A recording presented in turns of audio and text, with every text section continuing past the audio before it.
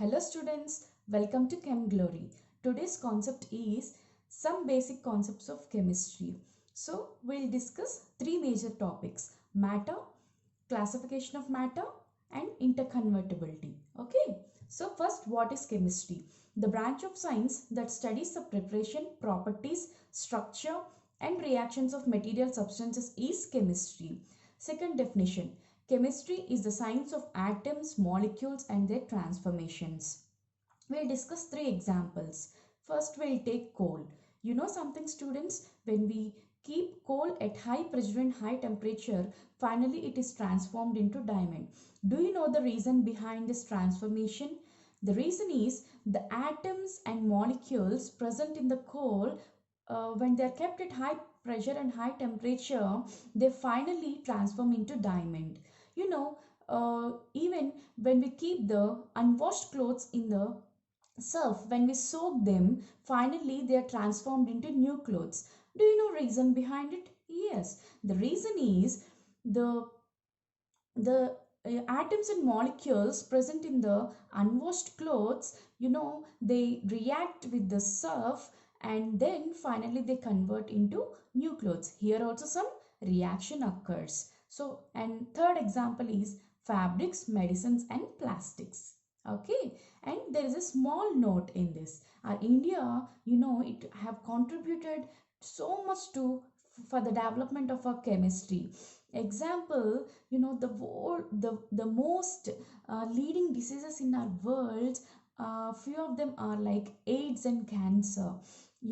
Our scientists have developed a drug to treat this AIDS. The drug name is AZT, azidothymidine. And for the cancer, they have discovered two drugs, that is cisplatin and taxol. Next, we'll jump into our main topic. What is matter? Matter is anything which has mass and occupies space is called a matter. Students, I'll take this pen. Okay, this pen has a particular mass. Has a particular mass, and when I keep it here on the book, it occupies a space. We'll call this pen as also a matter. And other example are book, all living beings, water, etc. Next, what is states of matter? Matter exists in three physical states. I'll take three examples. Okay. First, I'll take a tumbler and I'll fill the tumbler with all the balls with no space. And in second example, I'll take another tumbler and I'll pick 2 to 3 balls from this first tumbler so that it will have a small space. In the third tumbler, I'll pick more than 3 to 4 balls than the second tumbler, and it will have a little more space compared to this first tumbler and second tumbler. Okay, now assuming these three tumblers in your mind, now we'll discuss what are the three physical states of matter. Okay, so yeah, the three physical states of matter are solids, liquids, and gases. First point, in solids, constituent particles, they are held very close to each other. Yes, because students, first you assume the tumbler in the first tumbler, there is no space to move. Okay, they are very tightly close to each other. We can take it as a solid. And in liquids, constituent particles are close to each other, but they can move around. Yes, now students, in second tumbler, what did I have done? I have picked 3 to 4 balls compared to the first tumbler so that it had little space to move.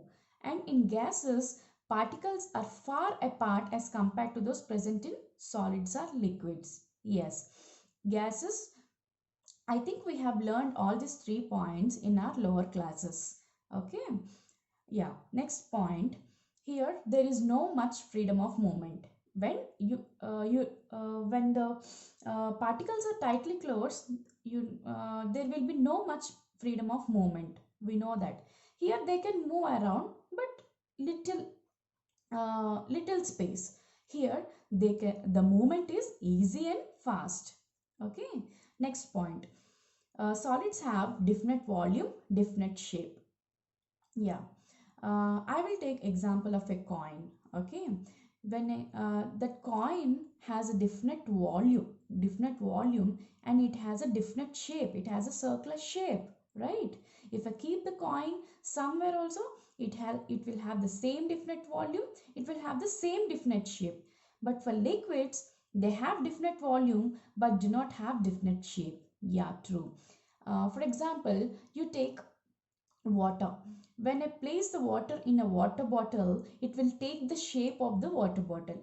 But when I place the water in the rectangular box, it will take the shape of a rectangular box. Okay, so that's why these liquids, they have the definite volume but do not have definite shape. Gases, they do not have definite volume, they do not have definite shape. For example, you take agarbatti. Okay, when we light, when we put on the agarbatti, uh, it occupies the whole room. If we put on in a small room, it occupies a small room. So this does not have, gases does not have a definite volume, definite shape. Okay, for example, in solids we can take coin, brick, wood. Liquids, example blood, honey, water. Gases, example air, water vapor. Now the most important property we'll discuss, what is interconvertibility. Students in lower classes, I think we have learned solids converted into liquids are converted into gases, but we'll learn still some more important points. Does liquid convert into solid, or gases convert into liquid, or gases convert into solid? Okay, first point, solids are converted into liquids. Yes, we know. We know that we'll put ice cubes, right, in our fridge, refrigerator. So when we put this outside, what happens? This ice cubes converted into water. And what we'll call this process? Melting. And second point, liquids are converted into gases. Yes, this process is called vaporization. And what is the example? This water is converted into water vapor. Water is a liquid and finally it converts into water vapor, gas. And next, gases is converted into solid, and this process is called deposition. Example, water vapor is converted into ice. You know, students, in cold countries, what happens is that a thin layer is formed on the windows, a thin layer of ice. Do you know what is the reason behind that? What happens is that the water vapor present in the room, it undergoes some reactions with the cold cold thing that is present on the outside of the house. Okay, so finally it forms a thin layer of ice, and we'll call that as a frost. And next, fourth point, solids are converted into gas. Yes, they are converted into gas, and that process is called sublimation. And what is an example? Example is naphthalene. You know, students, when we keep this naphthalene in our clothes, finally that converts into a it evaporates, right? We cannot see naphthalene balls again in our clothes, because this solid naphthalene ball converts finally into a gas. Next, does gas converts into liquid? Yes, it converts, and this process is called condensation. An example is rain. We know this, right? The water vapor present on our earth, it finally evaporates, and it forms into in the form of rain. And next, liquids. Final point. Does liquids convert into solids? Yes, liquids converts into solids. And this process is called freezing. And what is an example? Water into ice cube. This already we know. When we put this water in a refrigerator, finally it converts into an ice cube. And now we'll discuss classification of matter. You know something, students? This matter is classified into two types. One is mixtures and pure substances. And this mixtures into homogeneous mixtures, heterogeneous mixtures.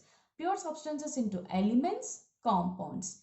Now we'll discuss what is a pure substance. Yeah, pure substance. Pure substance, what is meant by pure? Pure means it has a fixed composition.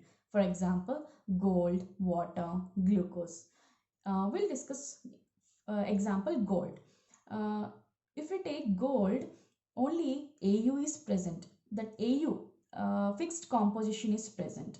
If we take water, it has two elements. One is hydrogen and the one is oxygen. This hydrogen and oxygen, it is 2 is to 1 fixed ratio in all the universe. Yes, wherever you go, water fixed ratio is 2 is to 1. So if we have the fixed composition, we'll call it as pure substance. And now we have many doubts, right? What is an element? What is a compound? We'll discuss what is an element. Element. Only one type of atom, that is called an element. Okay. Example, in gold only Au is present. In silver only Ag is present. In copper only Cu is present. Okay. Then we'll call it as an element. Then what is a compound? Compound is more than one type of atom. Okay. We'll discuss two examples. Just now we have discussed water. In water, two elements are present. One is hydrogen, one is oxygen. This hydrogen and oxygen is always in a 2 is to 1 fixed ratio. So this is a pure substance and this is a compound. And in glucose, C6H12O6, there are three elements: carbon, hydrogen, oxygen, and this is in a fixed ratio of 1 is to 2 is to 1. So we'll call it as a pure substance and this as a compound. So element is one type of atom, compound is more than one type of atom. Okay, now we'll discuss a small note. Properties of compound could be different from those of its constituent elements. Example, we'll take again water. Okay, so I have taken this water, H2O. We know that this water is in liquid state and these elements, hydrogen and oxygen, are in gaseous state. So this note is explaining us the same thing, students. Here, the properties of compound. This is a compound, right? This is a compound. Okay. The properties of a compound, liquid state, this can be different from of its constituent elements. See, water is in a liquid state and these elements are in gaseous state. So this is different from this elements, constituent elements. And second one, and this hydrogen, this burns with pop-up sound. We know in lower classes, in laboratories, this hydrogen, it burns with pop-up sound. This oxygen also, this supports combustion. But what will water do? This water opposes combustion. So again, in this example also, this note is well explained. Okay, next, what is mixture? This is under second classification. Two or more substances mixed in any ratio is called a mixture. Students, the most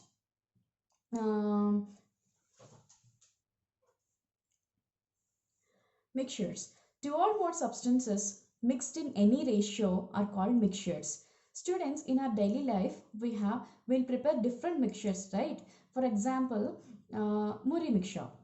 Okay, I like that mixture so much because we'll mix different ingredients like onions, tomato, marmara, coriander, salt. All these things we'll mix, right? We'll mix in any ratio. In the same way, in chemistry also, two or more substances, if they are mixed in any ratio, they are called mixtures. Okay, so there are two types of mixtures: homogeneous mixtures, heterogeneous mixtures. Homo means same, and these homogeneous mixtures, they have uniform composition all throughout, and in this particles can't be separated easily. Okay, we'll take a sugar solution. Okay, we'll take a glass, we'll put sugar and then we'll put water, we'll mix thoroughly, and finally what happens? Sugar and water mixes and they form sugar solution. In this, we can't even differentiate where is sugar. Only we can see the water and we can see the uniform composition, right? So these homogeneous mixtures, they have uniform composition And after this mix, after when it forms a sugar solution, finally sugar particles can't be separated, right? So you can take the another example like salt and water also. Even in salt and water solution also it happens in the same way. Okay.